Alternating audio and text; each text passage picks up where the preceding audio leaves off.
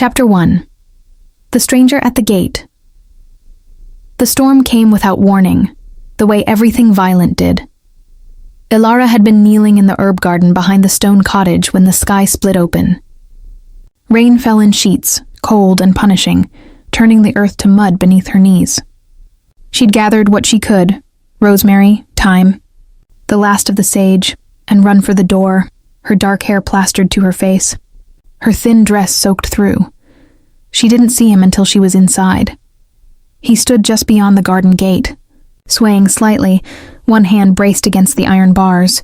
Even through the rain she could see the blood. It streaked down his collar, dark and wet, pooling at the hollow of his throat. His coat hung open, revealing a torn shirt beneath, and his face, pale, sharp-featured, beautiful in a way that made her chest tighten, was turned toward her door. Ilara froze. She'd lived alone for 3 years. 3 years since the scandal that had driven her from the city, since the whispers and pointed fingers had followed her through parlors and ballrooms until she'd had no choice but to flee. 3 years of silence, of tending her garden and keeping her doors locked, and speaking to no one but the baker's boy who left bread at her gate twice a week. 3 years, and no one had ever looked at her the way this man was looking at her now, like she was the only shelter left in the world. Please. His voice was low, rough, barely audible over the thunder. He collapsed. Ilara didn't think. She dropped the herbs, grabbed her cloak from the hook by the door, and ran back into the rain. He was heavy, heavier than she'd expected, but she managed to loop his arm over her shoulders and drag him toward the cottage. His head lolled against her shoulder, his breath shallow and uneven. Up close she could see the wound, a deep gash across his ribs, jagged and brutal, as if something with claws had tried to tear him open. Something. Not someone. She kicked the door shut behind them and let him collapse onto the narrow cot by the fire. He didn't wake. His skin was cold to the touch, colder than the rain, and when she pressed her fingers to his throat, his pulse was faint and slow. Too slow. Ilara's hands trembled as she lit the lamps. The cottage was small. 1 room, a kitchen alcove, a sleeping loft above, but it was warm, and the fire still burned in the hearth. She dragged a chair to the cot and knelt beside him, peeling back his shirt to examine the wound. It was worse than she'd thought. The edges of the gash were blackened, as if burned, and the blood that seeped from it was too dark, almost black itself. She'd seen wounds before. Her father had been a surgeon, before the fever took him, but never anything like this. She worked quickly, boiling water, tearing clean linen into strips, washing the wound as gently as she could. He didn't stir. His breathing stayed shallow, his face eerily still. Once, she thought she saw his lips move, as if he were speaking in some silent language. But when she leaned closer, there was nothing. By the time she'd finished bandaging him, the storm had passed. The rain softened to a drizzle, and the wind died to a whisper. Ilara sat back on her heels, exhausted, her hands stained with his blood. She should have been afraid. She knew that. A strange man, bleeding on her doorstep in the middle of the night. There were 100 reasons to lock her door and let him die in the garden. But when she looked at him now, pale and still in the firelight, all she felt was a strange, hollow ache. He looked lonely. The thought came unbidden, and she pushed it away. She didn't know this man, didn't know where he'd come from or what had hurt him. But as she watched the slow rise and fall of his chest, she couldn't shake the feeling that he'd been running from something, or someone. Ilara stood, wrapping her arms around herself. Her dress was still damp, clinging to her skin, and the fire had burned low. She added another log, then climbed the ladder to the loft and changed into dry clothes. When she came back down, he still hadn't moved. She should sleep. It was late, past midnight, if the church bells in the village were to be believed, and she was exhausted. But something kept her awake, kept her sitting in the chair by the cot, watching him. It was his face, she realized. Even unconscious, even pale and bloodied, there was something about him that held her attention. The sharp line of his jaw, the dark lashes that lay against his cheek, the way his hand, long-fingered and elegant, curled loosely against the blanket. He looked like a painting, like something out of a dream. Ilara leaned forward, studying him. His hair was dark, almost black, and fell across his forehead in damp waves. There was a faint scar above his left eyebrow, barely visible in the firelight, and his lips. She pulled back, heat rising to her cheeks. What was she doing? She didn't even know his name. Outside, the wind picked up again, rattling the shutters. Ilara shivered and pulled her shawl tighter around her shoulders. The cottage felt smaller suddenly, the walls closing in. She'd grown used to the silence, to the emptiness. But now, with him here, bleeding and still, it felt different. It felt like waiting. She didn't know what she was waiting for. She only knew that when his eyes finally opened, and they would, she was certain of that, everything would change. Chapter 2. The Weight of Silence. He woke at dawn. Ilara had fallen asleep in the chair, her head tilted awkwardly against the wooden back, her shawl slipping from her shoulders.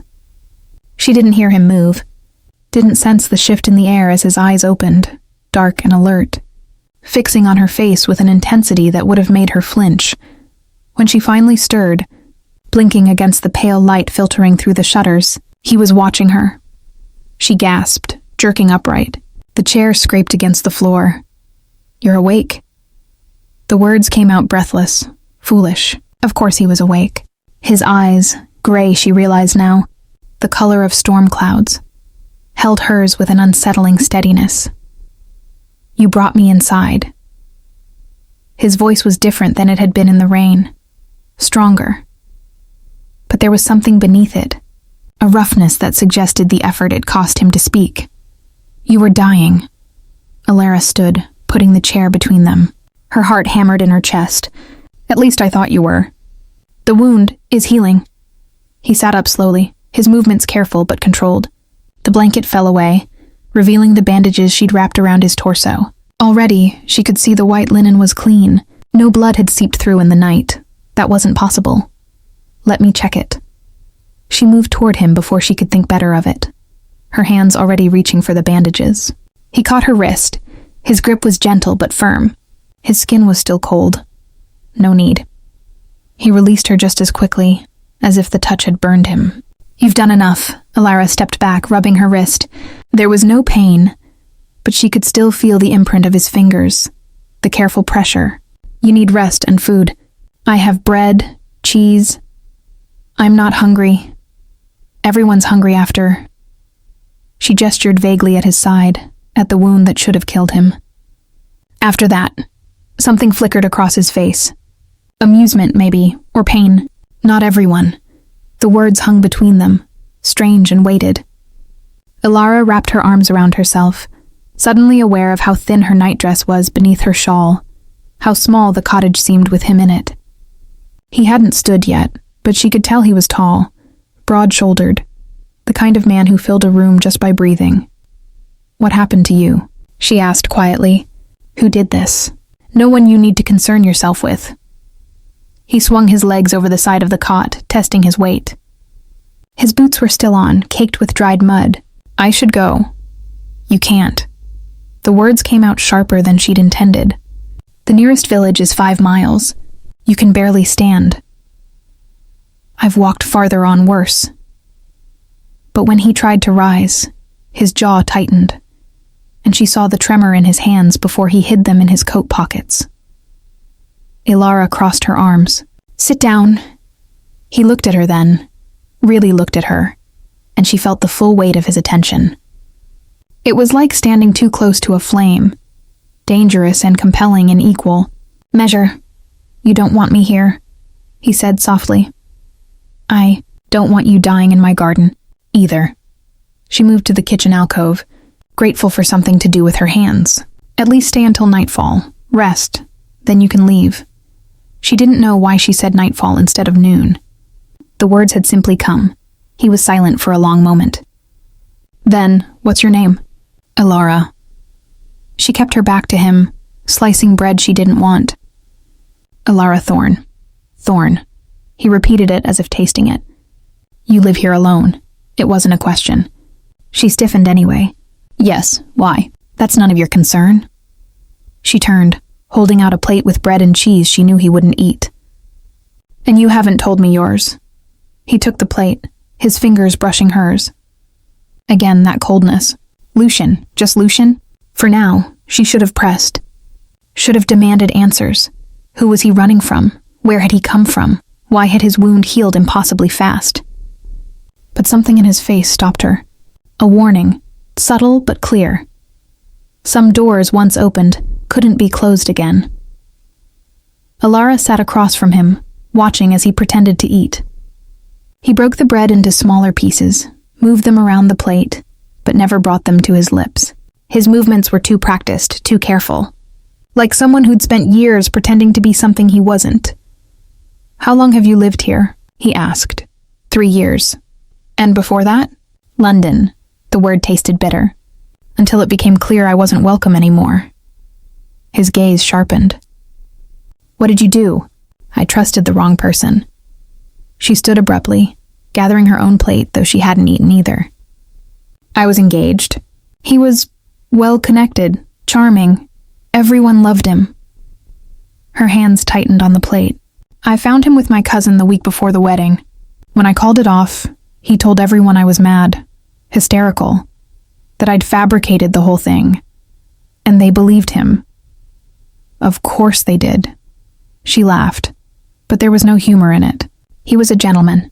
I was just a surgeon's daughter who'd gotten above herself. By the end of the month, no one would receive me. My friends stopped calling. Even my own family suggested I'd misunderstood what I'd seen. She set the plate down harder than she'd meant to. China rattled against wood. So I left, she finished quietly. And I've been here ever since. Lucian was silent. When she finally looked at him, his expression was unreadable. People fear what they can't control, he said, and they destroy what they fear. There was something in his voice, an old bitterness, worn smooth by time. Alara wondered what he'd lost, who had destroyed him. You should rest, she said, softer now. The cot is yours. I'll be in the garden if you need anything. She didn't wait for his answer. She grabbed her basket and fled into the morning light, into the safety of her herbs and her silence. Behind her, she felt his gaze follow her through the window. He didn't lie down. She could see his shadow, upright and still, watching her work. Chapter 3. The Things Left. Unsaid. By midday, the sun had burned away the last traces of the storm. The garden steamed in the heat, and Alara's hands were stained green from pulling weeds. She worked methodically, trying not to think about the man inside her cottage. Trying not to wonder why he hadn't touched the food, why his skin stayed cold even in the warmth of the fire, why she'd let him stay at all. She heard the door open behind her. Didn't turn. You shouldn't be in the sun, she said, yanking at a stubborn root. Not with your injury. The sun doesn't bother me. His voice was closer than she'd expected. She looked up to find him standing at the edge of the garden, his coat abandoned, his shirt sleeves rolled to his elbows. The bandages were visible beneath the thin fabric, stark white against his pale skin. Too pale for someone who claimed the sun didn't bother him. You should be resting, she said. I've rested enough. He crouched beside her, studying the herbs with an interest that seemed genuine. Sage. Rosemary. Thyme.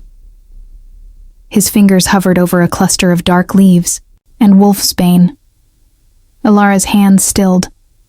It grows wild here. I didn't plant it. But you let it stay. He looked at her, and there was something in his expression she couldn't read. Most people would pull it. It's poison. So are a lot of things, if you use them wrong. She wiped her hands on her apron, defensive. My father taught me. Everything has a purpose, even the dangerous things. Your father was wise. He's dead. The words came out harsher than she'd intended. Lucian didn't flinch. He simply nodded, as if he understood something she hadn't said. How did it happen? He asked quietly. Fever. 7 years ago. Ilara pulled another weed, harder than necessary. He tried to save a patient, a merchant from the docks. The man had caught something on his travels, something the doctors in London had never seen. My father worked day and night trying to find a cure. He got sick instead. And your mother? Died when I was young. I barely remember her. She sat back on her heels, squinting up at him. The sun was behind his head, turning him into a silhouette. Why do you want to know? Because you invited me into your home, fed me, tended my wounds. He stood, offering his hand to help her up. She ignored it. I'm curious about the woman who would do that for a stranger. Maybe I'm just foolish. Maybe. A ghost of a smile touched his lips. Or maybe you're lonely. The word hit harder than it should have. Ilara pushed to her feet without his help, brushing dirt from her skirt. I should start lunch. You mean food you'll pretend to eat while I pretend not to notice? She froze. When she looked at him, his expression was carefully neutral, but there was a challenge in his eyes. I noticed too, he continued. Last night, this morning, you serve food, but you barely touch it yourself. How long has it been since you had a real meal, Ilara Thorne? Her name on his lips felt intimate, dangerous. She turned away, heading for the cottage. That's none of your concern. He followed. When was the last time someone knocked on your door? Besides the baker's boy who leaves bread at the gate because he's too afraid to come closer. I prefer my privacy. You prefer your isolation. He caught the door before she could close it, holding it open with one hand. His strength was casual, effortless, inhuman. There's a difference. Ilara's throat tightened. You don't know anything about me. I know you've been punishing yourself for 3 years. His voice was soft now, almost gentle. I know you tend a garden no one sees, in a cottage no one visits, because you think that's what you deserve. I know. Stop. She pressed her palms against her eyes, willing herself not to break. Not in front of him. Just stop. Silence fell between them, thick and heavy. Then she felt his hand on her shoulder. Light, hesitant, as if he wasn't sure he had the right to touch her. I'm sorry, he said quietly. I had no right. No, you didn't. But she didn't pull away. His hand was cold through the thin fabric of her dress, but somehow it steadied her. Why are you really here, Lucian? I told you. I was injured. You're lying. She turned to face him, and he dropped his hand. That wound should have killed you. Instead, it's already healed. You don't eat, you don't sleep, and your skin. She reached out before she could stop herself, pressing her palm to his cheek. He went utterly still. You're cold. Always cold. Even in the sun. For a long moment he didn't speak, just looked at her with those storm-gray eyes, as if weighing something she couldn't see. What are you? She whispered. Someone you should stay away from. He stepped back, breaking the contact. The loss of it felt like falling. Someone dangerous.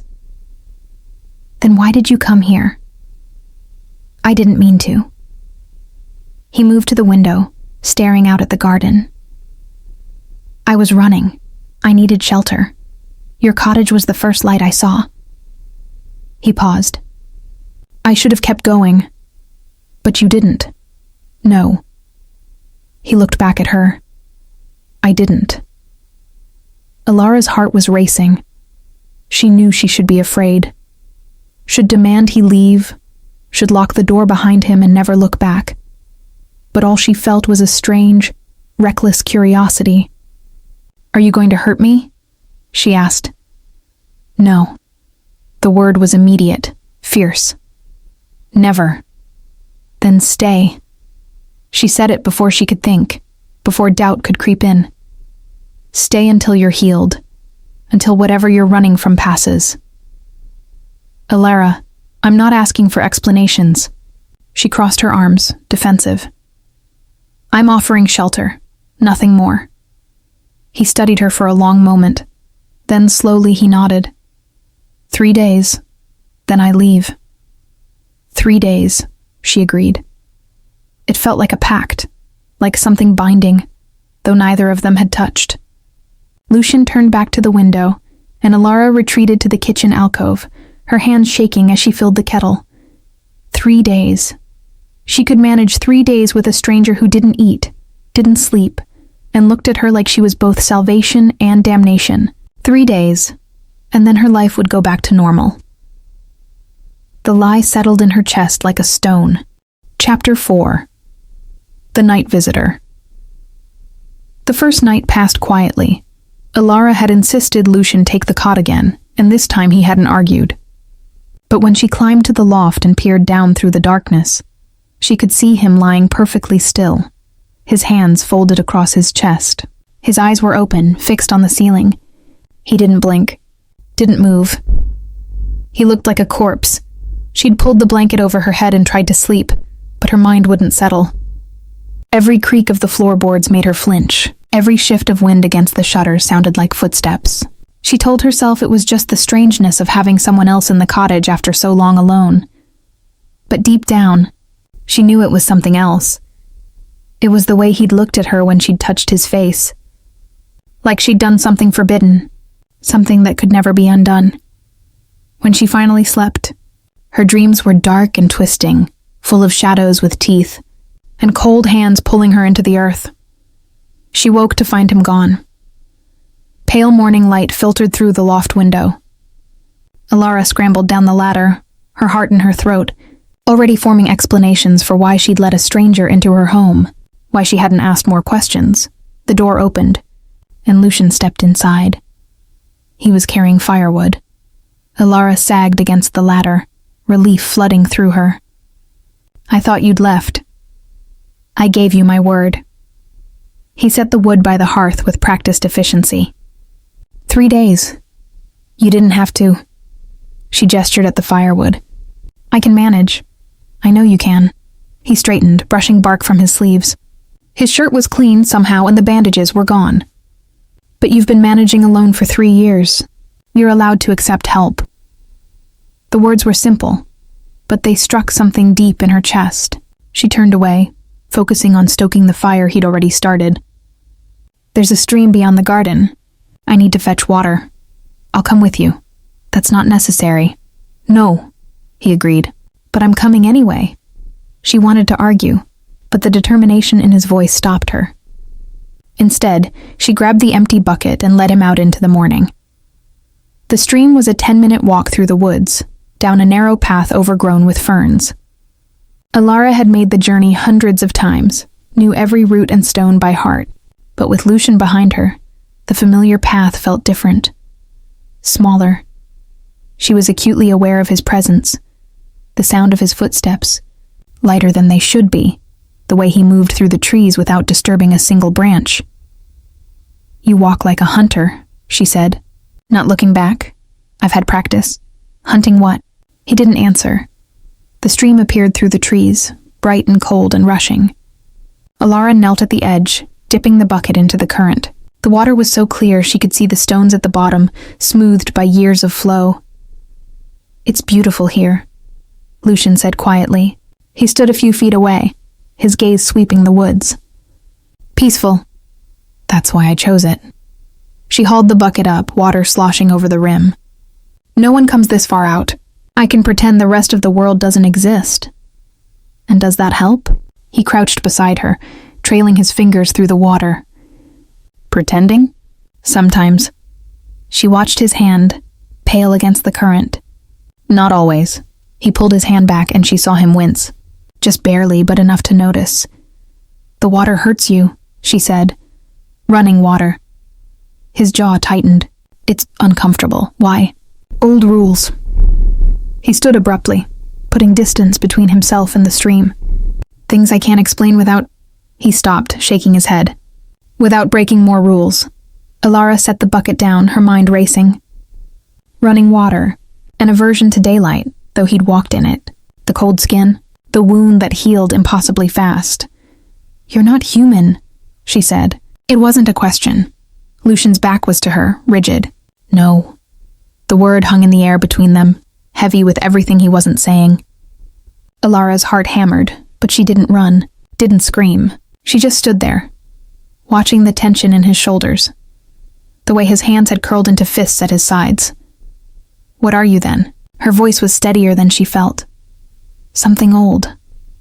He turned slowly, and his eyes, God, his eyes, seemed darker now, like storm clouds before lightning. "Something that shouldn't exist in your world. But you do exist. Yes." The admission seemed to cost him. "And I've brought danger to your door by staying here. They're looking for me, Ilara. The ones who did this." He gestured to where the wound had been. "They won't stop. And if they find me here with you, who are they?" "People like me." His smile was bitter. "People who believe I've broken laws that are older than your country. Older than most countries." Ilara's legs felt weak. She sat down on a fallen log, gripping the rough bark to steady herself. "And have you broken their laws?" "Yes," no hesitation. No excuses. "I refused a blood oath to a house that would have used me to hurt innocent people. I walked away from the alliance that had stood for centuries, and for that they've declared me rogue." He moved closer, stopping just out of reach. "Do you understand what I'm telling you? I'm not safe to be near. The only reason they haven't found me yet is because this place is remote, and you—" His voice softened. "You have no connection to our world. No scent of us on you, but that will change if I stay." "A blood oath," Ilara repeated slowly. "A house. You're talking about—" She looked up at him, at his too pale skin and too still posture. "Vampires." The word felt ridiculous even as she said it, like something from Gothic novels and ghost stories. But Lucian didn't laugh, didn't deny it. "Yes," he said quietly. Silence descended, broken only by the rush of the stream. A bird called somewhere in the trees. The world continued, oblivious. Ilara should have been terrified. Should have grabbed the bucket and run back to the cottage, locked the door, hidden until he was gone. But all she felt was a strange, distant calm. "The wolf's bane," she said. "That's why you noticed it. It's supposed to weaken us." "Yes." He watched her carefully, as if waiting for her to bolt. "Though the tales are mostly wrong. We don't turn into beasts. We don't fear crosses or garlic." A ghost of amusement touched his lips. "And we can walk in daylight, though it's draining. But the running water disrupts our nature, makes us vulnerable." He held out his hand, showing her the faint redness on his fingertips. Already it was fading. "We can cross it, but it weakens us. Takes time to recover." Ilara stood slowly, her mind spinning. "The blood oath. What does that mean?" "A binding. One vampire to another, or to a house. It ties our lives together, literally. Break it, and you're marked rogue, hunted." His expression darkened. "They won't stop until I'm brought back or destroyed. And they're coming here. Eventually." He looked toward the trees, as if he could see through them to some approaching threat. "I'll leave before then. Before they find this place." "When?" Her voice came out smaller than she'd intended. "Tonight." He met her eyes, and she saw something like regret there. "I've already stayed too long." Chapter 5. The border between worlds. Ilara didn't argue. She picked up the bucket and started back toward the cottage, her mind a whirlwind of impossibilities that were somehow true. Lucian followed at a distance, giving her space to think. Or perhaps giving himself space to prepare for leaving. Vampire. The word rattled around in her head, refusing to settle into meaning. She'd read stories, of course. Everyone had. Tales of creatures who drank blood and lived forever, who seduced innocents and haunted graveyards. But those were just stories. Warnings wrapped in metaphor, except they weren't. "How old are you?" The question slipped out before she could stop it. Behind her, Lucian was quiet for several steps. "Old enough to have forgotten what it feels like to be mortal." "That's not an answer. It's the only one I can give." His voice was closer now. Numbers stop meaning anything after the 1st century. Time moves differently when you have endless amounts of it. Ilara stopped walking, turned to face him on the narrow path. A century. You've been alive for over 100 years. Much longer than that. She tried to imagine it, watching the world change, watching everyone you'd ever known grow old and die while you stayed frozen. The loneliness of it was staggering. The woman you mentioned, she said slowly, when you spoke about people destroying what they fear. That happened to you, didn't it? A long time ago. Something flickered across his face. Pain, old and deep. I was human once. I had a family, a life. He looked past her into some distant memory. They killed them, called them witches, heretics, burned them in the town square while I watched from a cage. His hands tightened on nothing. I was next. Would have died with them except... He stopped. Shook his head. Except someone turned you, Ilara finished. Someone saved me. Or damned me. I've never been sure which. His eyes refocused on her. That was 300 years ago. The number should have frightened her. Should have made him feel alien, impossible. But instead, she felt a sharp pang of sympathy. 300 years of loss. 300 years of hiding what he was. I'm sorry, she said quietly. Don't be. His voice hardened. I've done things in those 300 years that would make you run from me. Things I'm not proud of. He stepped closer, and she could see the shadows in his eyes. I'm not a good man, Ilara. I stopped being a man at all a very long time ago. But you didn't hurt me. She held his gaze. You could have. That first night when I brought you inside, you were injured, vulnerable. You could have taken what you needed from me and left, but you didn't. Because I'm not a monster. Then what are you? Something in between. He reached past her to take the bucket, his fingers brushing hers. Cold. Always cold. Come, we should get back before... He froze. Every muscle in his body went rigid, his head turning toward the trees. Ilara heard it a moment later, the sound of hoofbeats, distant but approaching. Multiple horses moving fast. Get to the cottage, Lucian said, his voice tight. Now, what's wrong? They're here. He thrust the bucket into her hands, already scanning the woods. The ones hunting me. They've found this place. Fear lanced through her. How do you know? I can smell them. 3, maybe 4. His lips pulled back, and for the first time she saw his teeth. They looked normal. No fangs, nothing monstrous. But the expression on his face was pure predator. They're between us and the cottage. Ilara's heart hammered. What do we do? You do nothing. You stay here. Stay quiet. He was already moving, positioning himself between her and the sound of approaching horses. If they ask about me, you tell them you've seen nothing. No one. And you? I'll lead them away. He glanced back at her, and something in his expression made her chest ache. I'm sorry, Ilara, for bringing this to your door. Don't. She grabbed his arm before he could leave, feeling the tension in his muscles. Don't apologize for surviving. For a moment he looked stunned. Then his hand covered hers, cold fingers squeezing gently. If I don't come back, you will. If I don't, he continued firmly, burn everything I touched. The cot, the bandages, anything that might carry my scent. And leave this place. Go to the village, stay with people. Don't be alone. Lucian, the hoofbeats were louder now, closer. Through the trees, she could see movement, dark shapes on horseback, dressed in long coats that seemed to swallow the light. Lucian released her hand. Remember what I said. Then he was gone, moving through the trees with inhuman speed. She caught a glimpse of him, crossing the stream, saw him stumble slightly as he hit the running water, and then he disappeared into the forest on the other side. The riders burst into view seconds later. There were 4 of them, all men, all impossibly beautiful in the way Lucian was beautiful. Sharp features, pale skin, dark clothes.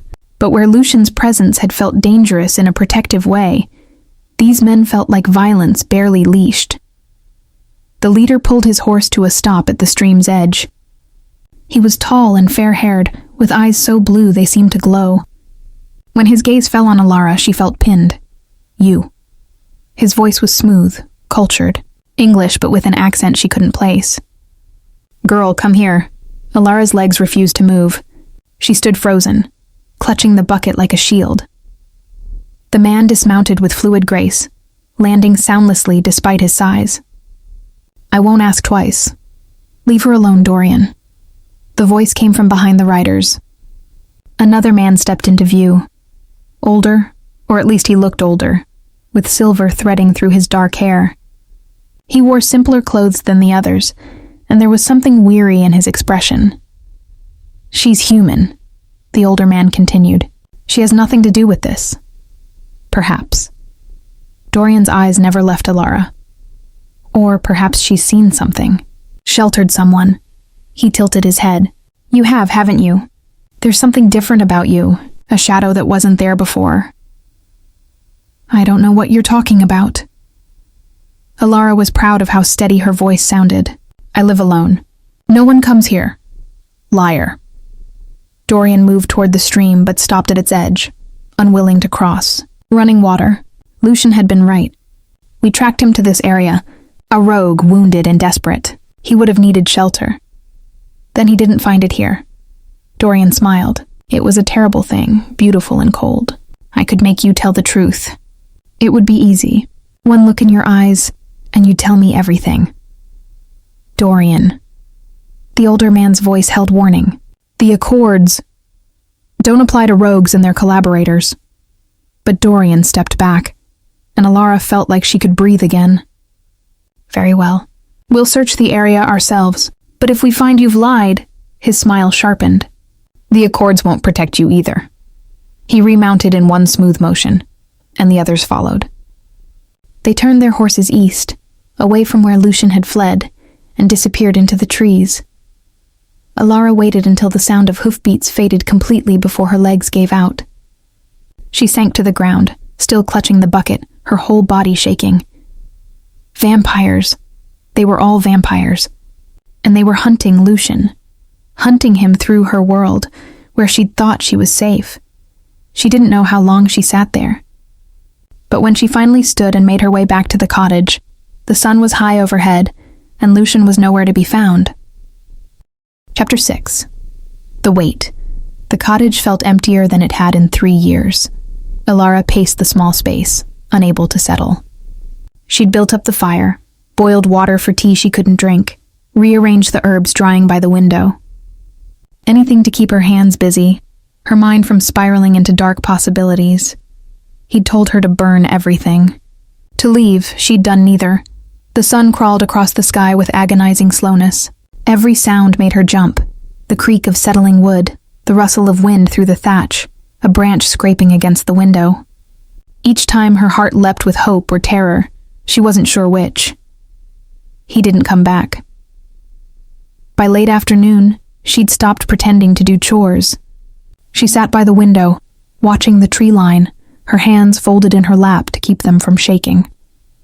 The memories of those riders, those vampires, kept replaying in her mind. The cold beauty of their faces, the casual cruelty in Dorian's voice. I could make you tell the truth.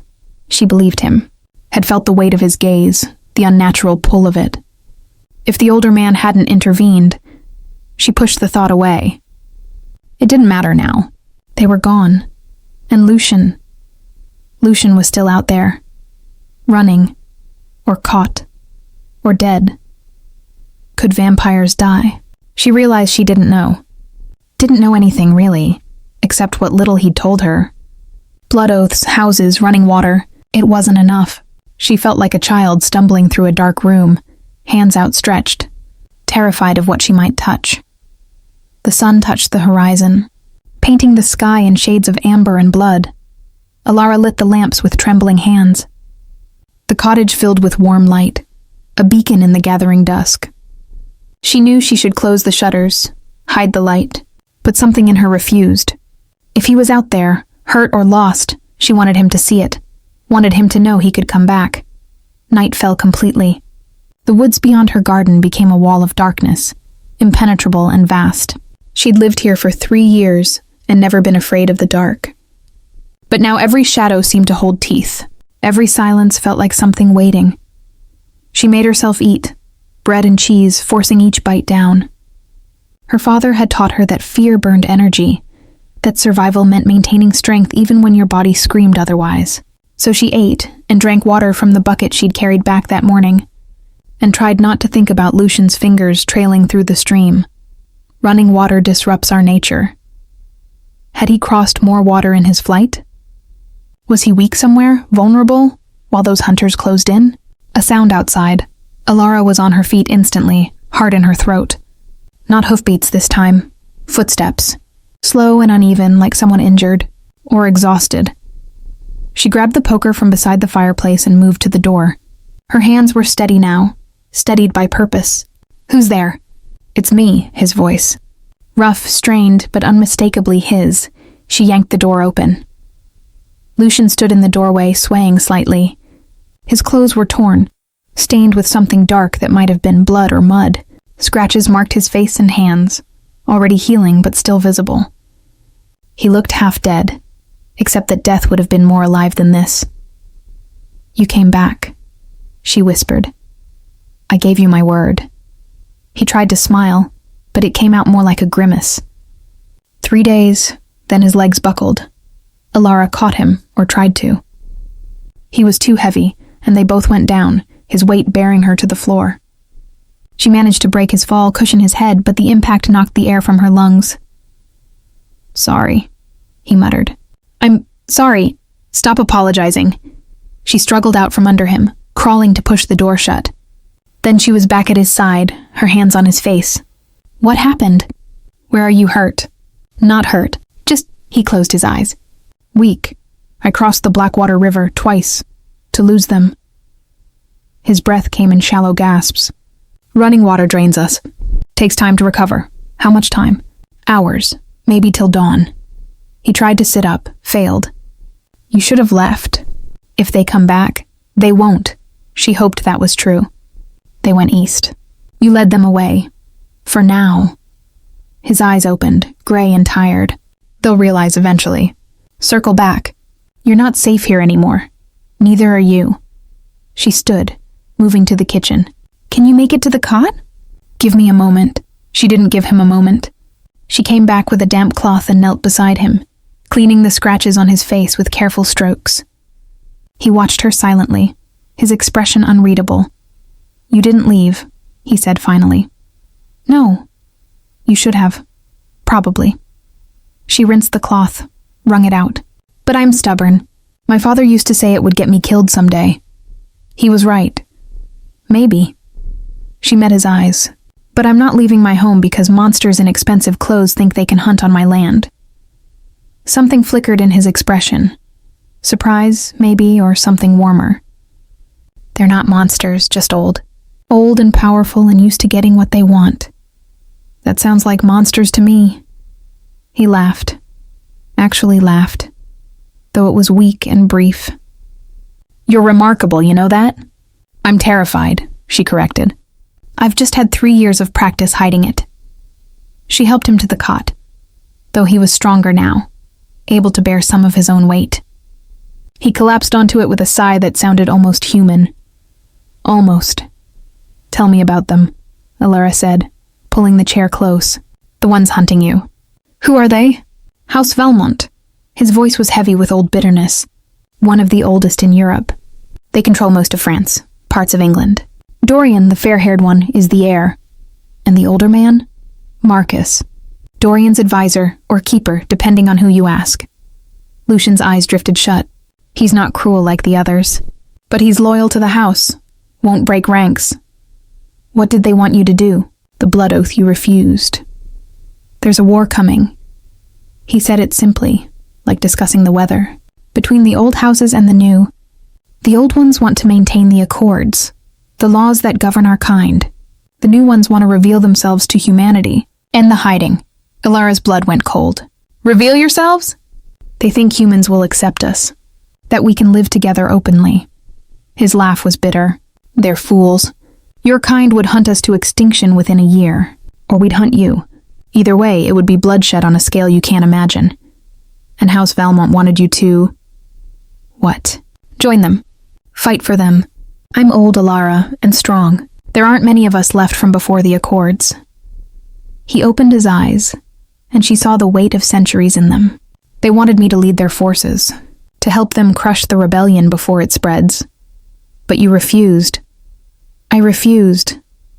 He turned his head to look at her, because I've seen enough war, enough death, and because I don't believe the old ways are right either. The Accords keep us hidden, but they're built on fear and control, on treating humans as cattle. His voice dropped. I'm tired of pretending that's acceptable. Ilara's throat tightened. So you're caught between both sides.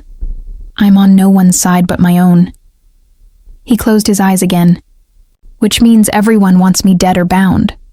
She wanted to ask more, about the Accords, about this war, about what would happen if the new houses won. But exhaustion lined every angle of his face, and his breathing had slowed to something almost like sleep. Rest, she said quietly. We'll figure out what to do in the morning. You need to leave, he murmured. At first light. We'll see. She didn't promise. Didn't agree. She just sat there, watching him slip into whatever passed for sleep among his kind, and wondered what she'd become. A woman who sheltered vampires. Who defied ancient houses. Who'd apparently decided that 3 days of knowing someone was enough to risk everything. Outside, the night pressed close, and somewhere in the darkness, hunters waited. Chapter 7. The breaking point, Ilara woke to silence. Not the comfortable silence she'd grown accustomed to over 3 years, but something heavier, watchful. She blinked against the dim light filtering through the loft window. Dawn. Just barely, and scrambled down the ladder. The cot was empty. Panic seized her chest. She spun, searching the small space, and found him standing by the window, his back to her. He'd changed his torn shirt somehow. No, she realized. He'd simply cleaned it. The fabric looked pristine now, as if last night's flight through the woods had never happened. You're awake, she said, and hated how relieved she sounded. I don't sleep much. He didn't turn around. Even by our standards, I sleep less than most. The others, the hunters. Have you seen them? No. His hand rested against the window frame, fingers curled tight. But they're still out there. I can feel them. Circling, searching. He finally looked back at her. They know I'm close. It's only a matter of time before they find this place again. Ilara wrapped her arms around herself, suddenly cold despite the banked fire. Then what do? We? He turned fully now, and his expression was carved from stone. There is no we, Ilara. You need to leave, today, now. And go where? She moved toward him, her bare feet silent on the worn floorboards. To the village? Where everyone already thinks I'm mad. Where I have no friends, no family, nothing. She stopped just out of reach. This cottage is all I have. Then you'll find something else. Somewhere else. His voice was hard, uncompromising. But you can't stay here. Not with me, not with them hunting. So I should just abandon my home? Everything I've built? Anger sparked in her chest, hot and sudden. I ran once, Lucian. From London, from my life, from people who called me a liar. I'm not running again. This is different. How? She stepped closer, close enough to see the tension in his jaw. Because the monsters are real this time? Because I know what I'm running from? She laughed, sharp and bitter. At least that's honest. At least this time I know the danger is real, not just in my head. You don't understand what you're saying. His hands clenched at his sides. If they find you with me, if they even suspect you've helped me, they will kill you. Not quickly, not kindly. They'll make an example of you to warn other humans against sheltering rogues. Then we leave together. The words hung between them, reckless and impossible. Lucian stared at her like she'd struck him. What? You heard me? Her heart hammered, but she held his gaze. We leave, both of us. You obviously can't stay here, and neither can I if they're going to come back. So we leave. And go where, Ilara? I'm being hunted by the most powerful house in Europe. There is nowhere they won't eventually find me. Then we keep moving. She was making this up as she went. She knew that. But the idea felt right somehow. Solid. You said there's a war coming. Houses choosing sides. There must be places even House Valmont can't reach, territories they don't control. There are. His voice was careful, measured, across the Channel. Eastern Europe. Places where the old houses have less influence, where newer factions hold power. He shook his head. But those places are just as dangerous. More so in some ways. The new houses don't follow the accords. They have no restraint.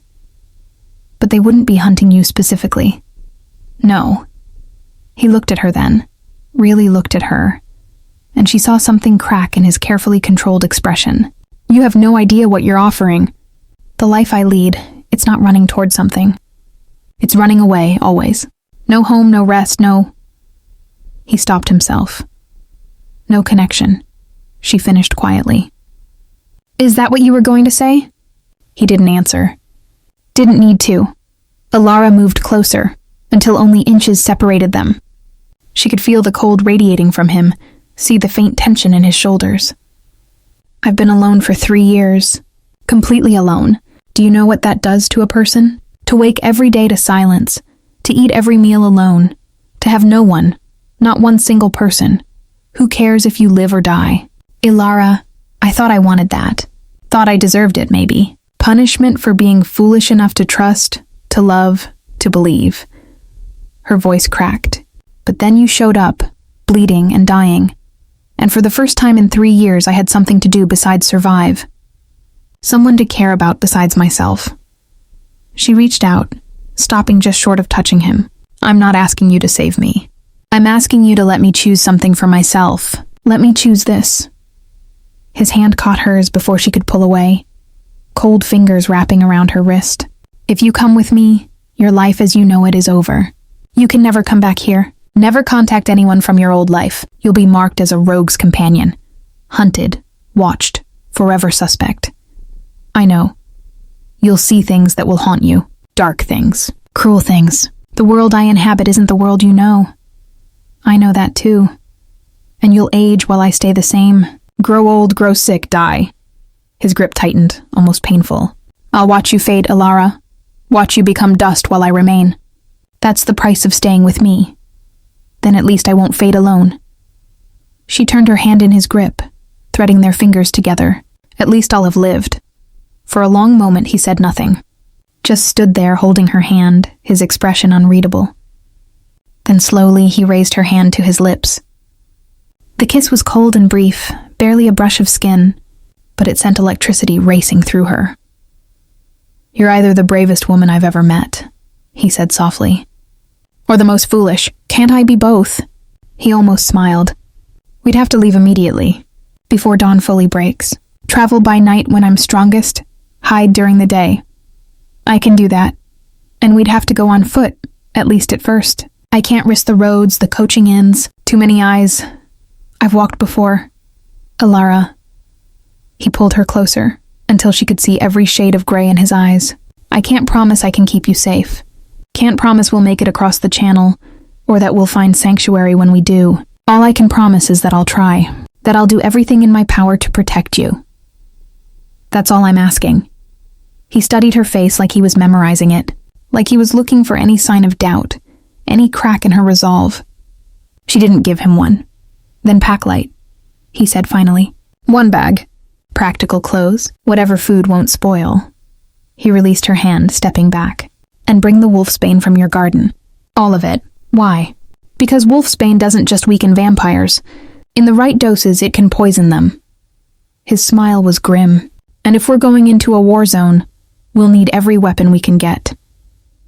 Ilara nodded and moved toward the loft to gather her things. Her hands were shaking again, but not from fear this time. From something else.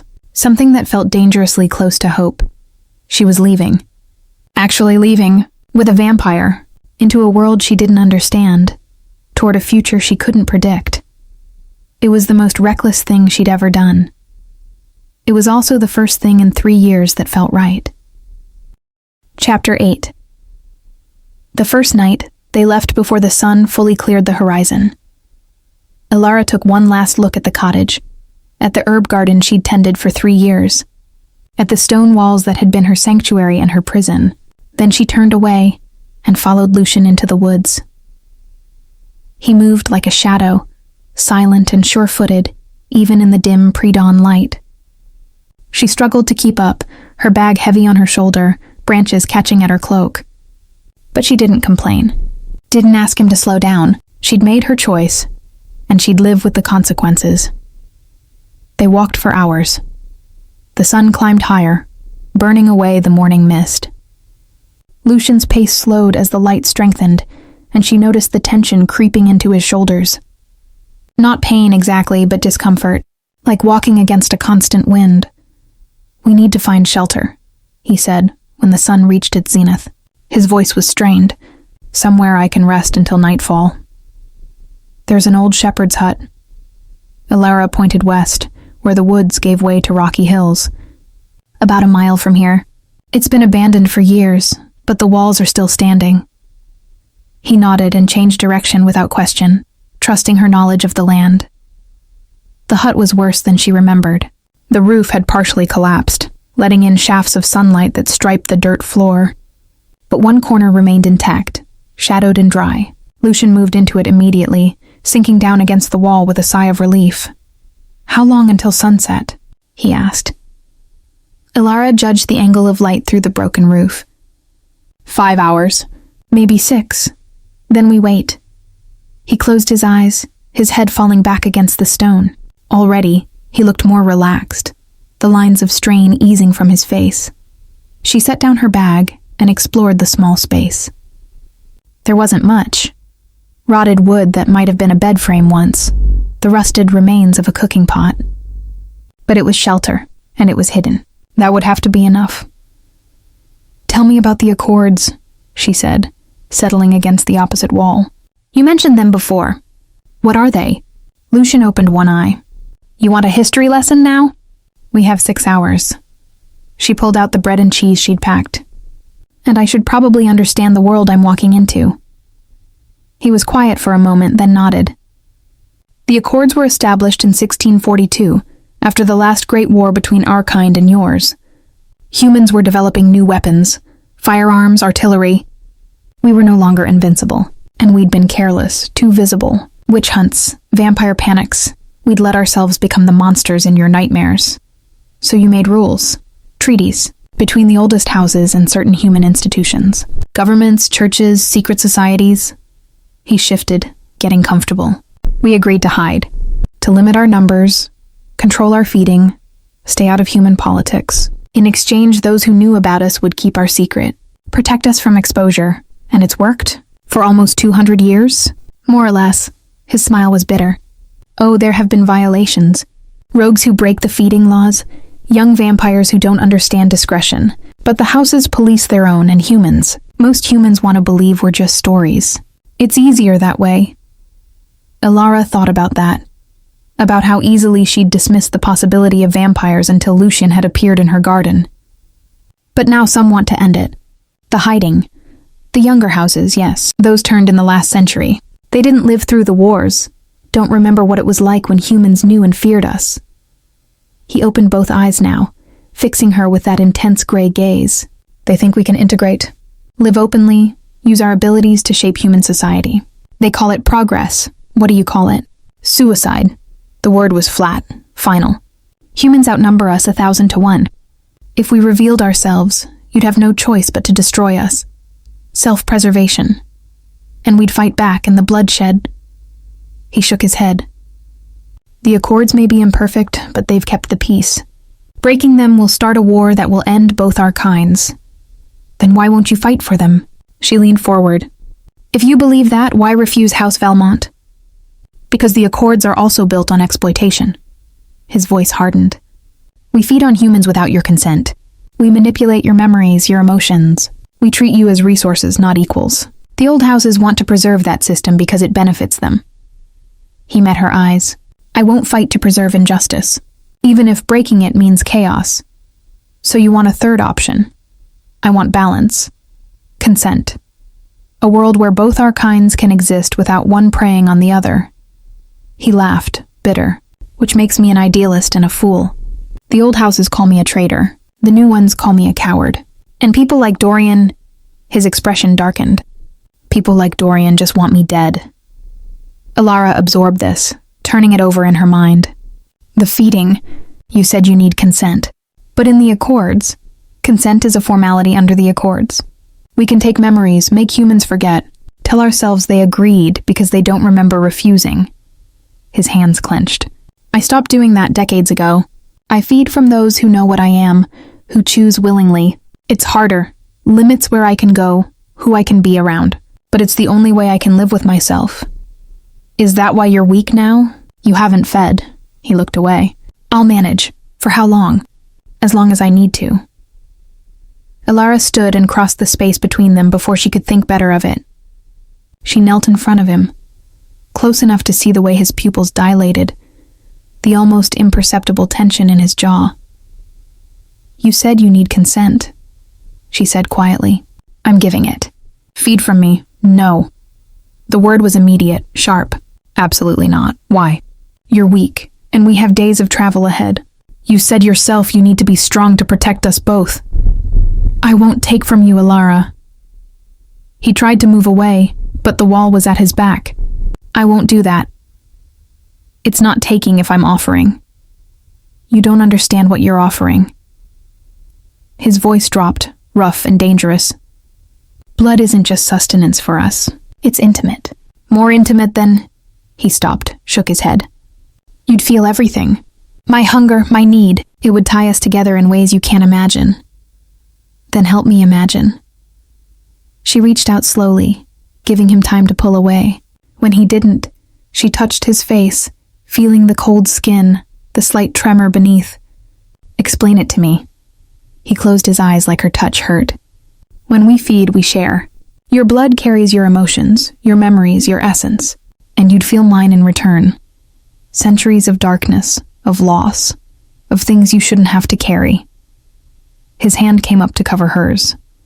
I won't burden you with that. I won't tie you to me that way. I'm already tied to you. Her thumb brushed his cheekbone. I chose that when I left with you this morning. The blood, it's just honesty, isn't it? No more hiding. Ilara, I trust you. 3 words, simple and true. I trust you not to hurt me, not to take more than I can give, so please, let me help you. For a long moment he didn't move, didn't speak. Then slowly his eyes opened. The gray had darkened to something deeper, storm dark and hungry. If I do this, he said quietly, there's no going back. You'll be marked by it. Other vampires will smell me on you. Know you've been fed from. It will make you a target. I'm already a target. And you'll feel the bond. For days, maybe weeks, you'll sense me, my emotions, my location. It fades, but slowly. Good. She smiled, though her heart raced. Then I'll know if you're in danger. He stared at her like she was something impossible. Something precious and terrifying in equal measure. Then his hand slid to the back of her neck, drawing her closer. Tell me if it's too much, he whispered. Promise me you'll tell me to stop. I promise. His lips brushed her throat, and she felt his breath, cold, unnecessary, against her skin. Then his teeth broke through, and the world dissolved into sensation. Chapter 9. The bondit didn't hurt. That was the first surprise. Ilara had braced herself for pain, for the tearing of flesh, but there was only pressure, a sharp sting that bloomed into something else entirely. Warmth spread from the point where his mouth met her throat, radiating outward until her whole body felt liquid and light. Then she felt him. Not just his physical presence, but everything beneath. The crushing weight of centuries, loneliness so deep it felt like drowning, guilt that never faded, no matter how many years passed, and underneath it all, wound through the darkness like a silver thread. Hope. Fragile and new and focused entirely on her. A sound escaped her throat, something between a gasp and a sob. Lucian pulled back immediately, his hand steady on her neck. Too much? No. Her voice came out breathless. Don't stop. His eyes searched hers, storm gray and burning. Then he bent his head again, more gently this time. She felt the pull of her blood leaving her body, but it wasn't frightening. It felt like falling. Safe and inevitable, and right. The bond deepened. She could feel his hunger easing, the terrible gnawing need that had been eating at him since he'd crossed the river. Could feel his relief mixing with something darker, more complex. Desire. Not just for her blood, but for her. The warmth of her skin, the sound of her breathing, the way she trusted him with something so vulnerable. And she understood suddenly why he'd refused. This was intimate in a way nothing else could be. More than any kiss, any touch. This was souls laid bare. I see you, she thought, and didn't know if the thought was hers or his. I see all of you, and I'm not afraid. His hand tightened on her neck. She felt his response ripple through the bond. Wonder and terror and something fierce that might have been devotion. Then he was pulling away, his tongue tracing the wound to seal it. The connection didn't break, but it softened, became bearable. She sagged against him, dizzy and wrung out and strangely euphoric. Breathe, he said softly, and she realized she'd been holding her breath. She gulped air, her head spinning.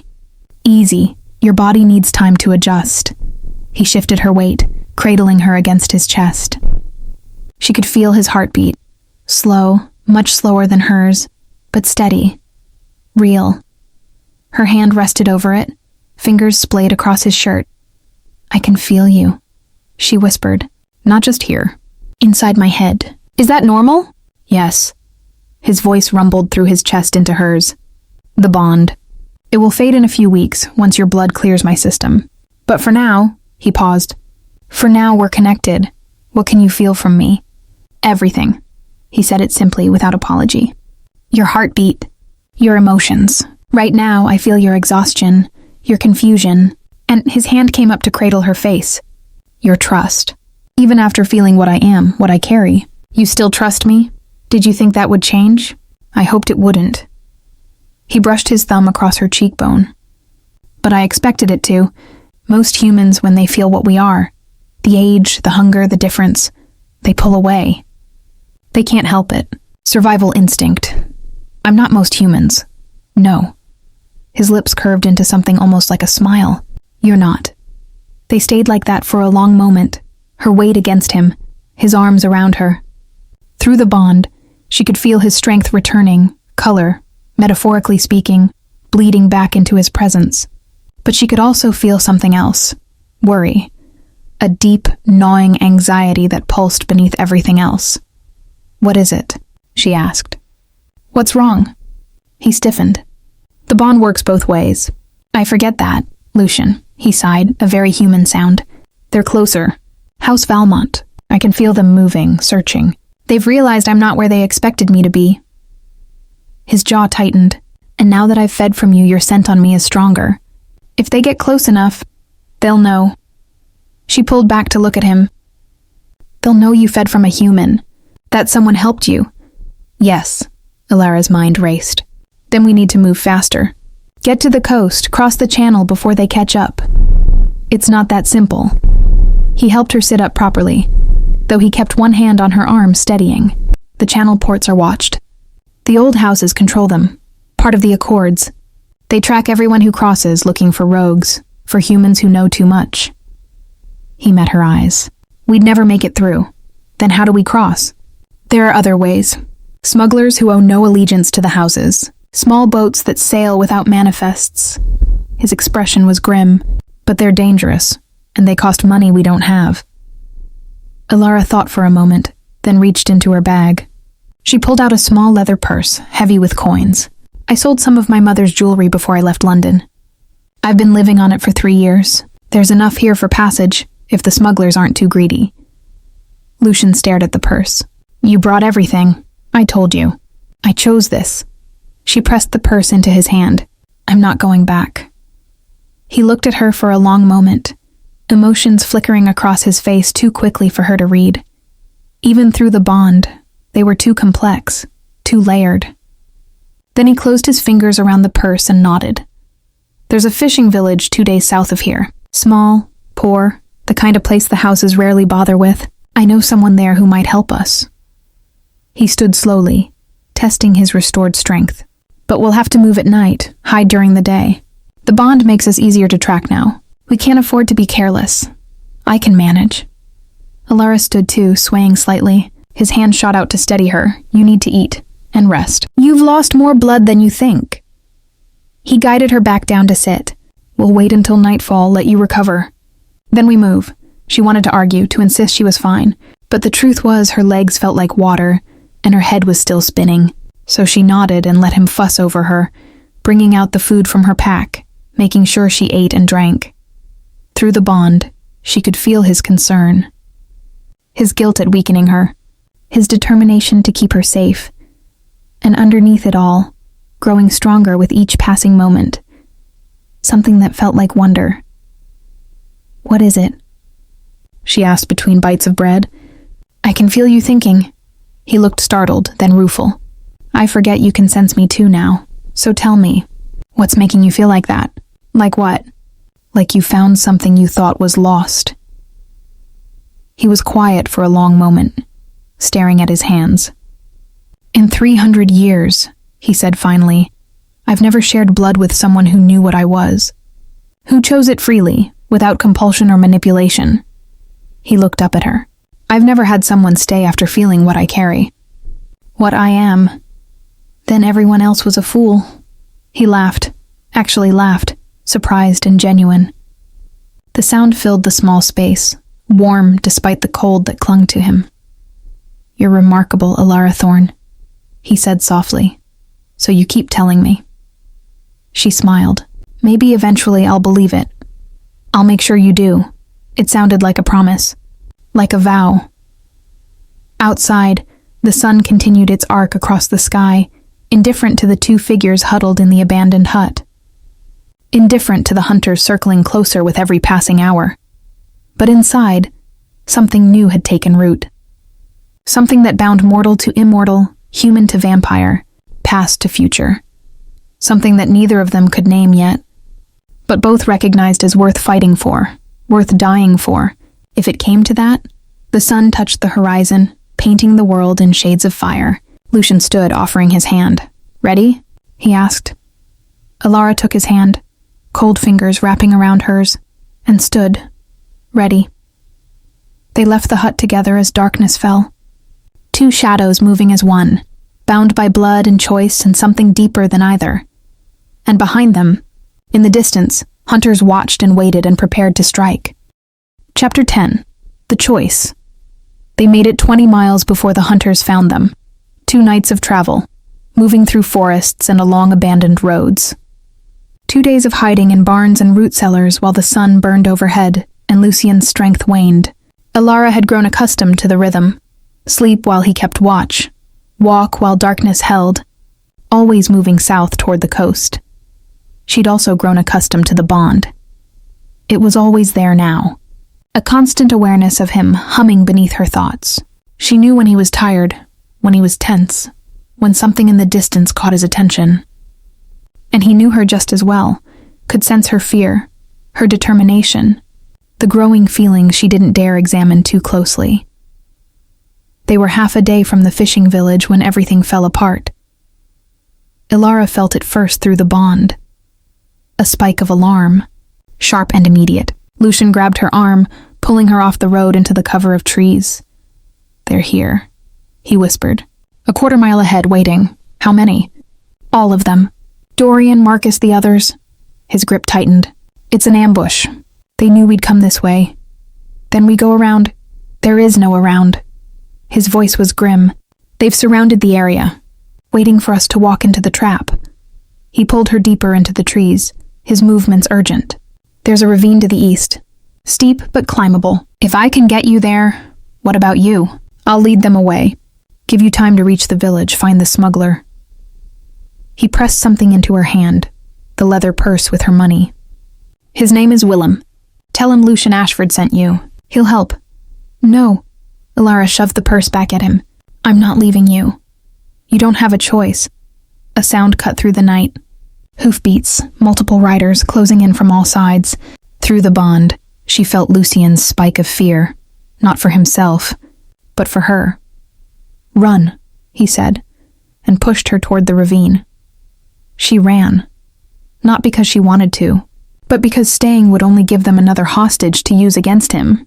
She crashed through the undergrowth, her bag bouncing against her hip, her breath coming in gasps. Behind her, she heard shouts, the clash of something hitting something else, a sound that might have been Lucian's voice, raised in fury or pain. The bond blazed with emotion, rage, determination, and underneath it, a whisper of goodbye. No, she thought fiercely. Don't you dare. The ravine appeared suddenly, a dark slash in the earth. Ilara skidded to a stop at the edge, looking down at the steep slope disappearing into shadow. Behind her, the sounds of fighting grew louder, closer. She had seconds to decide. She could climb down, save herself, let Lucian face House Valmont alone while she fled to safety like he wanted, or she could go back. Through the bond, she felt his desperation, his need for her to be safe, to survive, even if it cost him everything. She felt the depth of his feeling for her. Not love, not yet, but something profound and fragile and real. I won't leave you, she thought, and turned away from the ravine. She ran back through the trees, following the bond like a compass, following the sounds of combat. She burst into a clearing and froze. Lucian was surrounded. 4 vampires circled him, Dorian in front, Marcus to the side, 2 others she didn't recognize. Lucian was wounded, blood staining his shirt, his movements slower than they should be. He'd been weakened somehow, deliberately. Then she saw it, the stream cutting through the clearing. They'd forced him to cross it. Multiple times from the looks of him. He was operating on fumes now, barely standing. Lucian Ashford. Dorian's voice was cold, pleased. 3 centuries old and brought low by a river. How disappointing. Go to hell, Dorian. Eventually, perhaps. But first, Dorian's gaze shifted, landing on Ilara where she stood at the tree line. His smile widened. First, I think we'll deal with your little human pet. Lucian moved before Dorian finished speaking, putting himself between them with speed that shouldn't have been possible in his weakened state. Touch her and I'll rip your throat out. Bold words for a rogue. Dorian circled lazily, forcing Lucian to turn. But we both know you're in no position to make threats. You can barely stand. And you're human, he inhaled deeply. Ah, you fed from her. How deliciously intimate. Tell me, does she know what you really are? What you've done? Shut up. The village outside Prague. The family in Munich. The woman in Amsterdam who trusted you, who... Enough! Lucian's voice cracked like thunder. Through the bond, Ilara felt his shame, his guilt, memories rising unbidden, faces, names, moments of weakness spanning decades. Things he'd done when the hunger was too strong, when he'd been someone else. Someone worse. He was a monster, Dorian continued, his words aimed at Ilara now. Still is beneath the veneer of morality. Feed from the willing, does he? How noble, how righteous. His smile was cruel. Tell me, human, do you know how many people he's killed? How much blood stains those noble hands? Ilara's throat was tight, her heart hammering. Through the bond, she could feel Lucian's anguish, his certainty that she'd turn away now, that she'd finally see him for what he was. She stepped forward into the clearing. I know what he is, she said clearly. I know what he's done. And I'm still here. Lucian's head whipped toward her. Ilara, no, I'm still here, she repeated louder.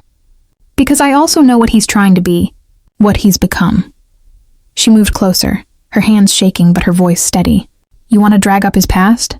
Fine, but the past doesn't define us. Our choices do. And he chose to refuse you, chose to fight for something better, even when it cost him everything. How touching. Dorian's expression hardened. And how foolish. Marcus, take the human. Let's see how noble our rogue remains when his pet is bleeding. Marcus moved, but not toward Ilara. He positioned himself between her and Dorian, his hand raised in warning. No, Marcus said quietly. I won't do this. The clearing went still. What did you say? Dorian's voice was dangerously soft. I said no. Marcus turned to face him fully. The Accords forbid harming humans who haven't violated the covenant. She's done nothing except shelter an injured traveler. That's not grounds for execution. She's harboring a rogue. She's harboring someone who refused an unjust order. Marcus's voice strengthened. We've become what we claim to fight against, Dorian. Bullies, tyrants, forcing blood oaths, hunting those who disagree with us. He looked at Lucian. He's right to refuse us, and I should have had the courage to do the same. You're committing treason. No. Marcus smiled, sad and tired. I'm remembering what it means to have honor. For a moment, no one moved. Then Dorian lunged, not at Marcus, but at Alara. 3 things happened at once. Lucian threw himself forward, intercepting Dorian mid-strike. Marcus grabbed the other 2 vampires, holding them back, and Alara pulled the wolfsbane from her bag, all of it, carefully wrapped, and threw it into Dorian's face. He shrieked, stumbling back, clawing at his eyes. The purple flowers scattered across the clearing, their poison burning wherever they touched undead flesh. Run, Marcus shouted. Both of you, run now! Lucian grabbed Alara's hand and they ran. Behind them, she heard Dorian's screams of rage, the sounds of fighting as Marcus bought them time. Through the bond, she felt Lucian's anguish at leaving him, his gratitude and guilt tangling together. They didn't stop running until they reached the ravine. This time, they climbed down together, half sliding in the darkness, trusting momentum and luck. At the bottom, Lucian pulled her into a cave hidden behind a waterfall, another running water barrier. They collapsed against the stone, breathing hard. Marcus, Alara gasped. Well, he'll survive. He's too old, too strong for Dorian to kill easily. But through the bond, she felt Lucian's uncertainty. He'll pay for helping us, though. They'll punish him. Because of me. Because of us. Lucian turned to her, his hand cupping her face, because he remembered what it means to choose. To have honor. His thumb brushed her cheek. You did that. You reminded him. The wolf's bane was brilliant. He pressed his forehead to hers. You saved us. Both of us. They stayed like that as dawn approached, hidden behind the waterfall, the bond singing between them. Outside, hunters searched. But inside the cave, they had this moment. This breath. What happens now? Alara whispered. Now we reach the village. Finn Willem. Cross the channel. He pulled back to meet her eyes. Now we keep running, keep fighting, until we find a place where we can stop. Where we can just be together, if you'll have me. His smile was soft, vulnerable. Knowing what you know, feeling what you feel. Through the bond, she felt his hope, his fear, his dawning, impossible love. She kissed him. His lips were cold, but they warmed under hers. The bond flared bright, carrying everything they couldn't say. Trust, devotion, the beginning of something that might, eventually, be called love. When they broke apart, the sun was rising beyond the waterfall. A new day, a new beginning, together, she promised, and meant it with everything she was.